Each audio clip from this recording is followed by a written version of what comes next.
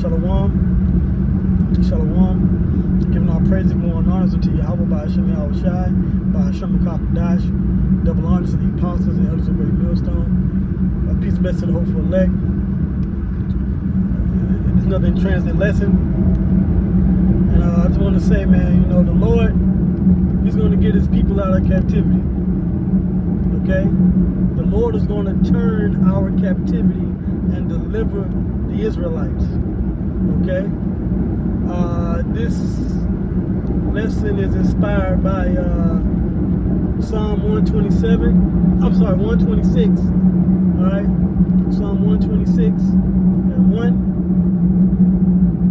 When the Lord turned our captivity, right, in Zion and Israel, we were like them that dream. Okay? So everything that we're going through, all the you know, the different things that we go through on a day-to-day, right? Jobs, family, okay? Watching the prophecies and things that are happening in the world today. All of these things are, they're just a bad dream, right? And I'm talking about the trouble, right? The trouble that we go through, all the hell we catch. It's like, look, and when the Lord delivers the elect, we're going to be like them that dream, okay? It's going to be like a nightmare, like a bad dream, all right? Now, when you go into the scriptures, okay, it talks about, especially in the law, right? In Deuteronomy, what does it say? It says that in Deuteronomy 30th chapter, it says that that once we go through the blessing and the curse, right, or the curse and the blessing, right, well, really the blessing and the curse, then the Lord will put all these curses on our enemies. And we're starting to see the curses lift up off of us as a people, right? I was in the store earlier, and a lot of brothers give Jake, you know, flack for this, right? But you know, you see Jake with these t-shirts and they got fringes and a border of blue on, and you know, we don't, you know, like those of us that are really into the truth, into the scriptures, that really teach and prophesy, I say, as far as Great Millstone is concerned, we don't walk around with fringes in the border of blue for particular reasons, but you got Israelites that do. And you know what? For me personally, I don't have a problem with that, right? I don't have a problem when you're wearing a t-shirt, fringes, border of blue. That's part of being Israelite. It's part of being a dress code, you know? That's what the Lord said. On the borders of your garments, you put fringes or you put a border of blue. Now, according to our customs, we wear long garments, long robes, right? And we're not in the Middle East, right? But you got those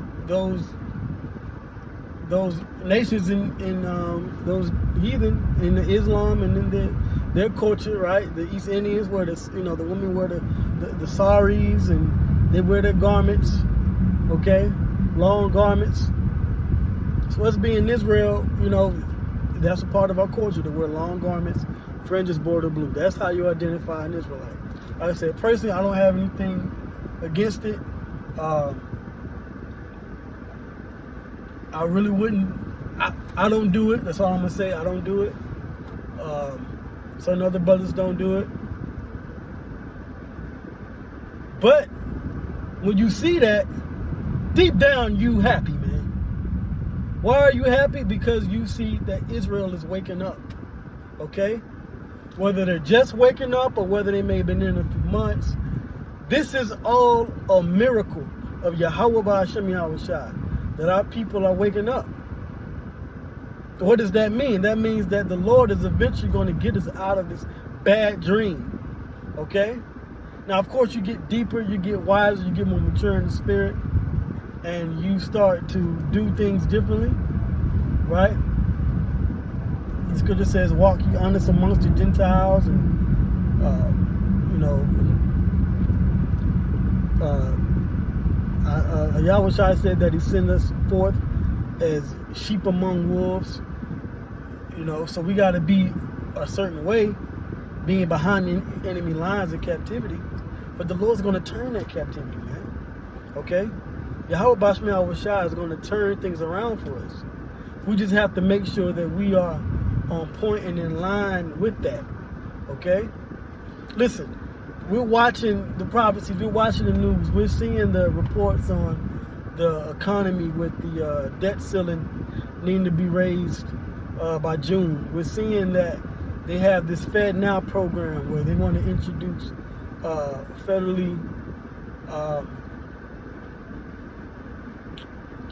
federal transaction system, right? Whether it's digital currency or not, it's all a system being set up that's eventually going to lead to the MOTB. We're seeing other Israelite groups being proud, right? We're seeing other Israelite groups outside of GMS, right? We're seeing other Israelite groups be a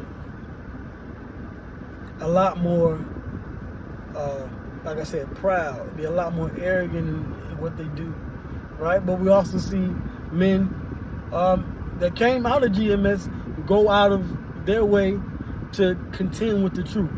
But we also see brothers growing. We seeing brothers coming in. You know, we focus on the elect. We teach good tidings to our people. Okay? So there's a balance of things going on in the earth, right? I mean, just as much as calamities are to come in this society, and we have to endure through them, we have to understand that these things are beautiful for our waking up. You know how like you have this dream, and it's a good dream, right? But then something happens in the dream, and you wake up, and you're like, damn, I was dreaming, it was good. But you got to wake up to what? You got to wake up to reality, right? Certain of our people live in this society now, and they're living good, right? They're living good. But you got to wake up to the reality that this isn't forever, okay? This is a sinking ship, okay? So we can't live like this forever. We can't be in a world to where, you know, we're doing our own thing in our own lane and we're not watching it. No, we have to make sure that as we're doing our thing and living our lives, that we're doing what we're supposed to be doing as watchers and watchmen of Yahweh Bashmi Awashai. You know, things happen, right? But we have to get up, stand up, right? Even if you fall short of certain things, right? The scripture says, a just man falls 7 times and getteth up again. Okay? We walk by faith, not by sight. You know? And more, as time goes on, that's what we have to understand. We have to actually really implement in our lives. Okay? You have nightmares, right? You have a nightmare, and you wake up, you be like, oh, that was just a nightmare. Right? You know, being in this world, in this society, you have these weird, funky dreams, you know, messed up thoughts and stuff in your head, right? But then reality kicks in, you're like, ooh, you know, it's a relief, you know, I'm still alive, I'm still in the truth, I'm still in the push, right? And then, you know, you have the thoughts of the kingdom, the Lord's going to bring the kingdom.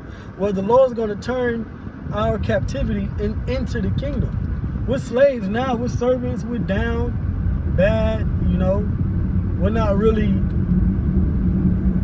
you know, as a people, we're down and out. But the Lord's going to turn all of that, man. Okay? And we have to, like Yahweh Shai said in Matthew 6 chapter, keep your eyes single. You know?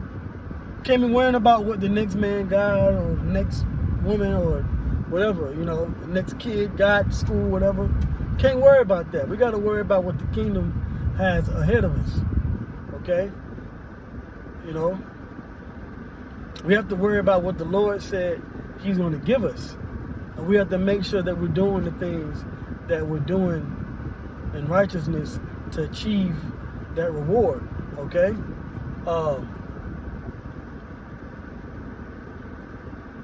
The main prophecy that we have coming to pass is the prophecy spoken about in Revelation, the 13th chapter.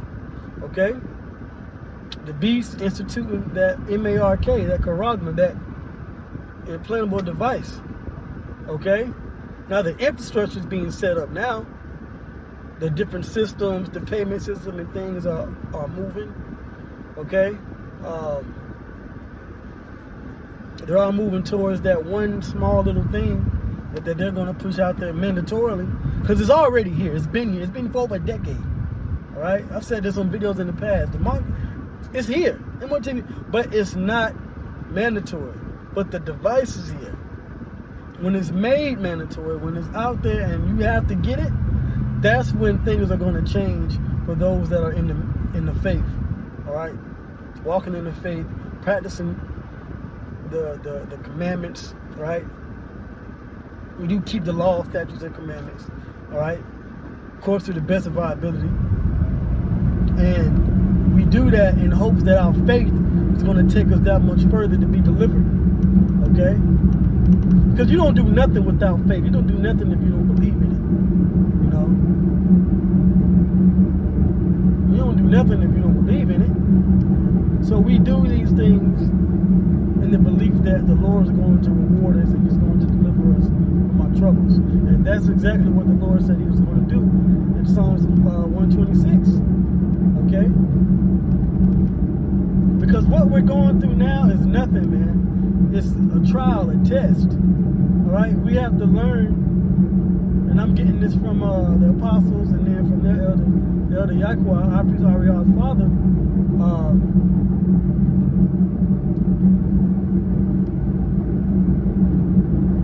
We have to learn righteousness and wickedness on this side. I'm just going to be paraphrasing. But we have to learn wickedness on this side and righteousness on this side in order to truly obtain true godhood, true sustainability, true rulership. Okay? We have to make sure that we are understanding what we're part of, what we're doing here, you know, the why, the what's, you know, the who, the when, the where, all of that. We have to know the how, we have to understand that, okay? And us understanding that is what's going to get us delivered and into the kingdom, you know. So the Lord, He's going to turn our captivity soon. We're going to be out of this society. We're going to be able to bring in a new world and righteousness to where we won't suffer, starting with the elect. Then the rest of our people, 2/3, is going to be delivered, and then that's going to be